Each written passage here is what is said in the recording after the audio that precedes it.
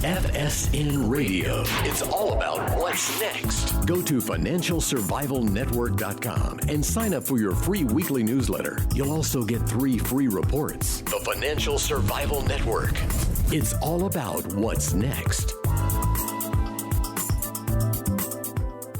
Today's show is brought to you by Blue Sky Uranium Corporation. Blue Sky has first mover advantage in Argentina in the world's newest uranium and vanadium district. With an existing near-surface deposit that's open for expansion, Blue Sky also controls a massive district-scale land package with mineralization along a 145-kilometer-long trend. Blue Sky possesses tremendous exploration upside and is an excellent leverage play on rising uranium and vanadium prices. The company is run by a best-in-class management and technical team with proven exploration and development success in Argentina. Blue Sky Uranium trades under the ticker symbol BSK on the Toronto Venture Exchange and as BKUCF on the OTC. For more information and to stay on top of the latest news, go to blueskyuranium.com. That's blueskyuranium.com. The Financial Survival Network.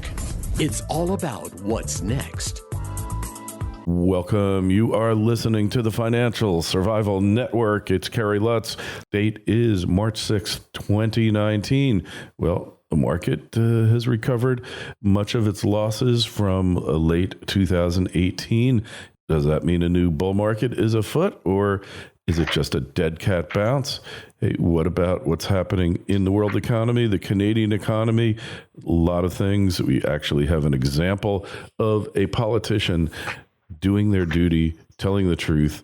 The party be damned. We need more politicians like that for sure. Our good friend Danielle Park is back with us after a brief hiatus. And Danielle, hey, strange world out there. First, we should cover the market. It's rebounded pretty smartly, not quite setting records, not over where it left off.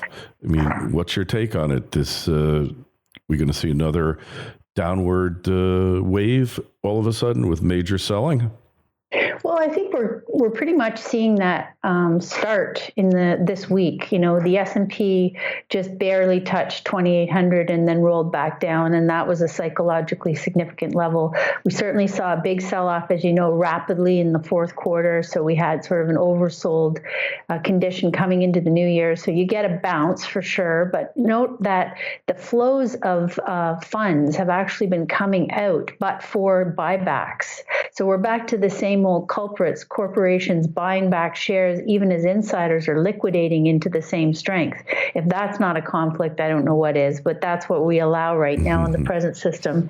So you have things like oil and treasury yields not rising with the price of stocks. They're not confirming this big bounce as anything more than a technical rebound.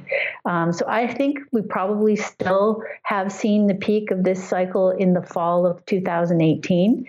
It's interesting, if you look at the S&P 500 and the TSX carry, the Canadian Stock Exchange, are now flat for the last 14 months. They're only back to where they were 14 months ago. The TSX itself is 6% higher than it was in the peak of June 2008 cycle. So it's gone nowhere for over a decade. And I think the S&P from these levels is priced to do a similar sort of a performance when you look at all the many macro factors, as well as the valuation cycle that it's been through to these extreme highs.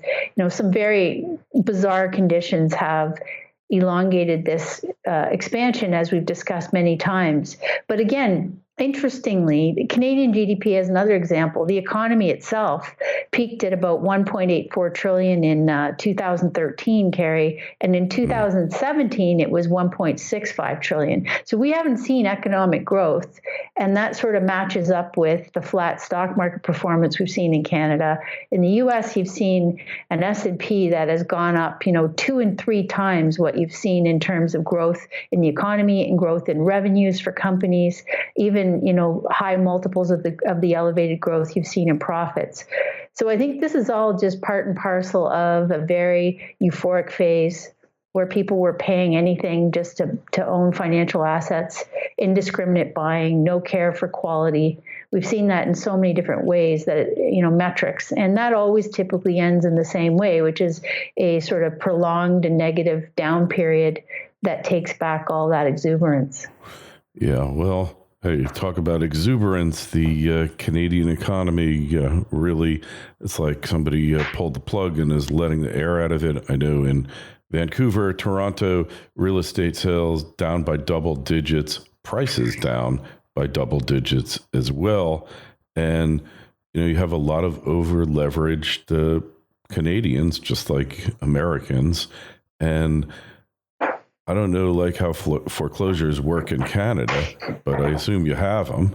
Any place where you get a mortgage, you have to have a means for the bank to seize their collateral through some type of process, legal or judicial or non-judicial, put it that way. So you think you'll see a foreclosure crisis or a major uptick in foreclosures in Canada? Yeah. So what I think is that, well, let's just look at what we know, first of all. We know that Canadian households had a debt-to-income ratio of 178 or 178% debt to disposable income in the Q3 of 2018. That's way higher than you guys had in the peak of your bubble in 2006. We know that we were being marked up around the world written up as the poster child for overvalued housing, and that is directly connected to the amount of debt that households have taken on. We know that there was a great deal. Now, shows like W5 have done exposés looking at the amount of money laundering that was actually going on in Canada in the past couple of years. Yes. And that directly impacted as well and made many of the hot centers like Toronto and Vancouver, the increase in property prices. So that didn't do any favors to the domestic economy where people were being priced out or forced to take on, debt slave terms for the rest of their life just to try and have a roof over their head. So that part, is all what's happened. We've got stats to show that's the case. We know that in other countries like Australia, which were similarly overvalued in this whole cycle for many of those exact same reasons, overconfidence in the commodity cycle in 2008, a government doubling down on boosting debt through the economy in the aftermath of the recession, a domestic obsession with household property investment or speculation, more to the point, tax policies that were encouraging people to take on more debt with minuscule down payments. All that's very similar in both Australia and Canada. And Australia is actually a little bit further ahead in the down cycle in the property market that started in the past couple of years, with some of their main cities like Sydney and Melbourne, being off 8 or 9% on average in terms of price. I think in certain parts of Canada, like, as I say, in Ontario, in the north of Toronto region where I live, you've already had the average home price sale come off about 20% in the last 18 months. But there's an awful lot of people that are still sitting on properties saying, I'm going to wait till the spring. So right now there's not a lot of inventory, but I think in the next couple of months, a lot more inventory coming on stream. And part and parcel of that is you have the trustees in bankruptcy, several of which I follow, and they're reporting record amounts of people coming in the door every week saying, hey, I've got 5 of these payday loans. Hey, I've got 3 mortgages on my house. Hey, I can't refinance now because the rules have tightened. The property value has declined or flattened. I haven't had an income boost. So all of this is just setting up for a very, very likely period of defaults, which are normal as part of this cycle, as you well know. And in Canada, we do have recourse mortgages, so you can't just walk away from your home. The bank can come after you for any balance that's owing. However, people can then turn around on a bankruptcy filing and actually list any unsecured debt they still owe for a discharge in bankruptcy. So it's a sort of a longer process, but technically, yes, the debt follows them as they sell the house or the bank sells the house, but practically speaking, people can discharge that in bankruptcy over time in the due course. So I think you're going to see a lot more of that.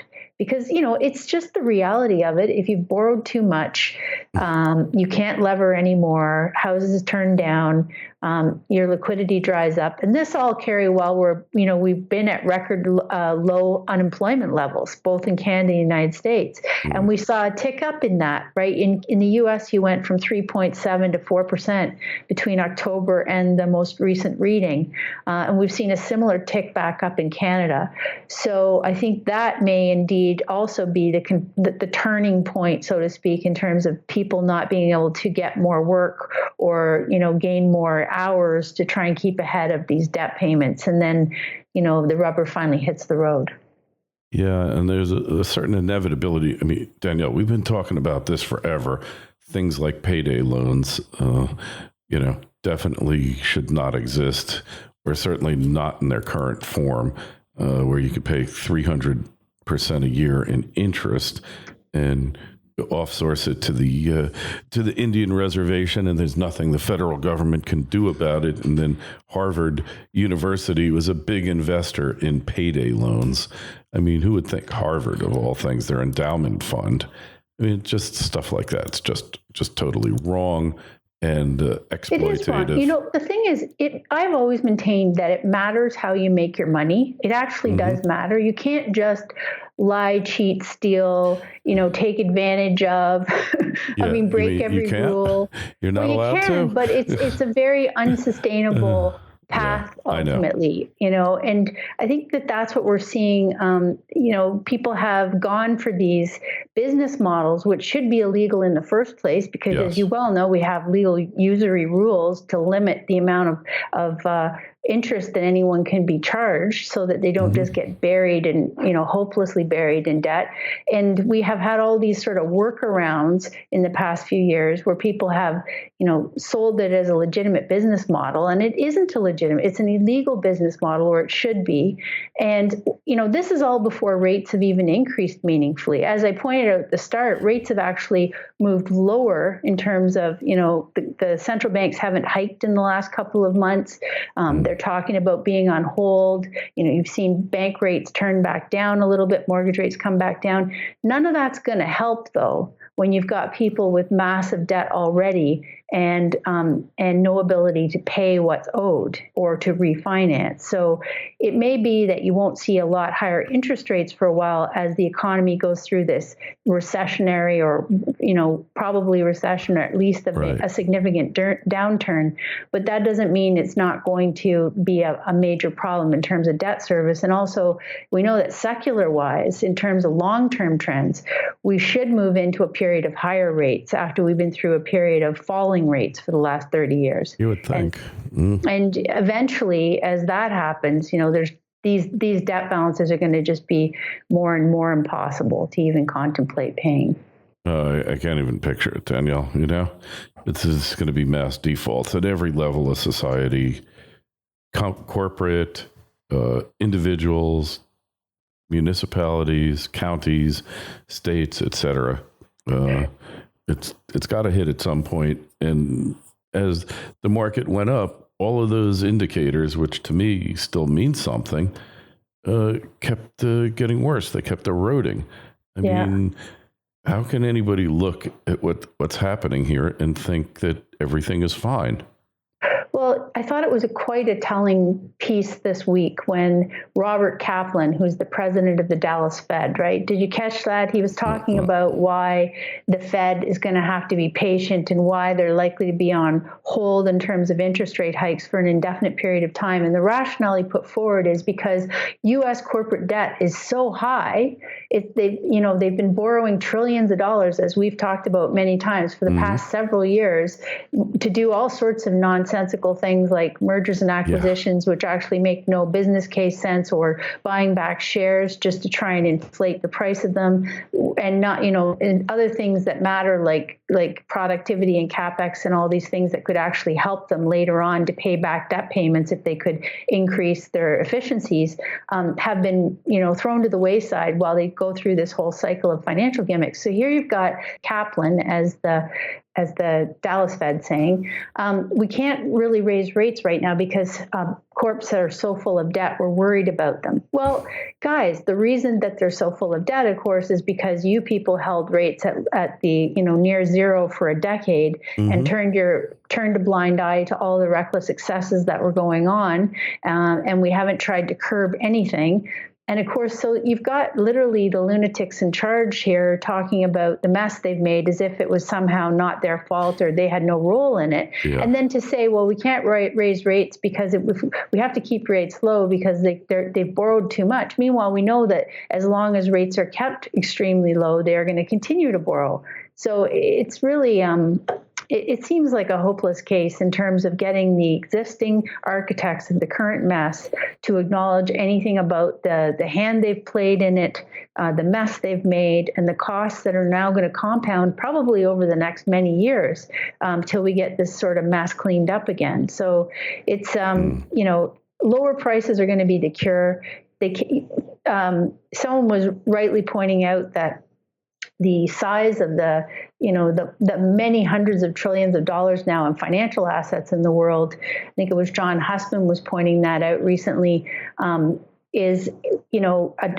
when you look at the Fed's power, the central bank power, the amount of trillions that they have to throw at this massive bubble they've built. So trying to offset any declines like they do whenever the market rolls over, they step in and say, wait, we're not going to raise rates. We're going to offer more QE. But what they have to offer is just a tiny fraction to offset the selling that's happening in the broader markets. And so they've really made this monster, and they have really nothing that they can use to even tranquilize it at this point.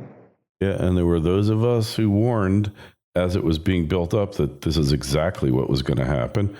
But, it's like the addict. The more they take, it feels really good until one day it doesn't work so good anymore, and they still feel pain. And that's kind of where we're at. Hey, be remiss, even though in the U.S. we don't really look at Canada a lot, your political system, it's not like a major concern. I mean, there's a passing interest in your prime minister, but pretty much it's not really focused on. But I think something has really major happened over the past week, and that was a politician actually told the truth under oath. Your attorney general actually remembered things, actually had emails and correspondence, and had full recollection of a plot to treat a company favorably, ostensibly because of jobs. And she spilled the beans and got fired from her spot as attorney general, and then quit the government. And then there's been a bunch of other people who followed her out the door. I mean, that was pretty remarkable. My hat's off to that woman. I don't know really much about her other than she was the AG, but she did the right thing. I mean, when was the last time a politician did the right thing, Danielle? Well, I'm assuming that some politicians do the right thing and it doesn't make the news. In this particular case, she tried to just say, I've reviewed the case with my team, and we don't think it's an appropriate case to offer a workaround agreement. We think criminal prosecution is the correct outcome because of the egregiousness of the offenses, because they showed no remorse, because of, it had been extended for ongoing for a long time, not just one or two bad apples, the whole thing. So she did review it, and she did say, we considered it, but in this case, it's not warranted. And then she was subjected to, I think it was 2 or 3 months of, nonstop communication from all levels of the government, including when she'd go to see the prime minister for an unrelated meeting, him saying, hey, we have to come to a resolution of this. And really, then at that point, she describes looking him in the eye and saying, are you trying to interfere with my discretion as attorney general of the country? Because I strongly advise against it. And I admire her for doing it. I think, it gives some hope that not everyone in the world can be bought with a position of have power or money, and that some people put their calling to, office. And in this case, I think particularly because she's a lawyer, and I don't think, as we watched Mr. Cohen, he was disbarred for his failure of ethics as a lawyer and his, duty to the requirements of his profession. She was basically not prepared to take the hit for the team and say, if I sell out on this as the top lawyer in the land, the rule of law has no hope. And I can't do that. I can't just, say that I'm going to make that exception even if it means losing jobs. And here's the other thing, Carrie, as you well know, all this corporate stuff, people are always threatening. If you make us be honest, if you make us be legal, if you hold us accountable, the economy's going to suffer. You're going to lose jobs. But the reality is that there will always be demand. And if you let the bad apples go bad, if you let them go under, if you give them their just desserts, you level the playing field for the good actors, and the business will flow to who is therefore able to provide the service within the space, and jobs will move to other competitors. Yeah. So this whole idea that you can't take out a criminal actor because of the economic impact is completely, this is a non-starter. If we go down this road, we're all doomed. Yes. And so I totally reject that whole argument. And then the other criticism, of course, is coming from people in her party saying, now coming into the election, you're threatening the ability of liberals to get reelected. And that's a larger cause that you should have, been concerned about. But I go back to, but as the chief AG, as the head lawyer in the country, she, in my view, did the right thing. Hey, just think if we had politicians like that in the United States, we'd have a whole different look in Congress because they'd all be in jail. We probably wouldn't have our two political parties because those are just criminal organizations and they're just out there to fleece the public. Things would really be different. The problem is for everyone, I don't remember her name. I should have written it down. Great woman. For every one of her, there's thousands of them that are just in on the game. Well, I did think it was ironic as I listened to the Cohen testimony that you had a whole bunch of people in there who were attacking him for selling influence, for potentially getting a book deal, for taking compensation for his inside scoop. And you're dealing with a Congress that is a revolving door on both sides of the aisle of people peddling influence, peddling position as soon as they leave the government, going in and out of the private sector. Yeah. This is so, he was right not to be combative and put that back to them. But truthfully, he should have just turned and said, well, are you going to have a book deal? Are you not going to be selling your influence? Isn't that what you do when you meet with lobbyists, not nonstop? Yeah. So it's, I think that the system, and this goes back to whatever political party, and it doesn't really matter the country at this point, it is corporations are running the show. I've said this many times. The answer is breakups, antitrust, prosecutions of individual offenders. This is the answer. The pendulum has gone far too much in favor of cost of business fines, letting people away with all manner of crimes and corruption, and we're paying the consequence. So, I think we'll go through, and I think as the stock market implodes, as housing falls again, I think the U.S. housing market is weakening again. I think that as these sort of straw men or straw symbols cave in again under the weight of all the speculation and debt that's gone on, it'll become readily obvious that not much was solved in the past decade. In many cases, things were made much worse. And hopefully you'll get to an actual cathartic cleaning out phase where, typically it'll go too far the other way, but, we're a long way from that. Danielle, it can't go too far the other way. And it doesn't matter what part of the political spectrum you're on. You need to be concerned about this because corruption undermines the rule of law, which then undermines the ability to govern, faith in government, and it's all connected. And to think, oh, well, he's our thief and that's their thief. So our thief is better than your thief is just absurd, which is why it's really important. And you stated this so eloquently, Danielle, by the way. I have to compliment you on that. But, it really is so important to deconstruct the news, whatever source it comes from. Why are they saying what they're saying? What do they get out of it? And who are they in with?